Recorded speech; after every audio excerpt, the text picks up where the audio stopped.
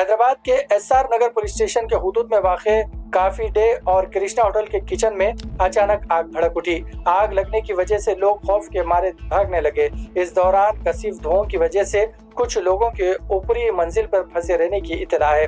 फौरी तौर पर फायर फाइटर्स ने जाए वाक़े पर पहुंचकर आग पर काबू पा लिया। इस हादसे में कुछ लोग जख्मी होने की इत्तला है। तमाम जख्मियों को करीबी अस्पताल मुंतकिल किया गया।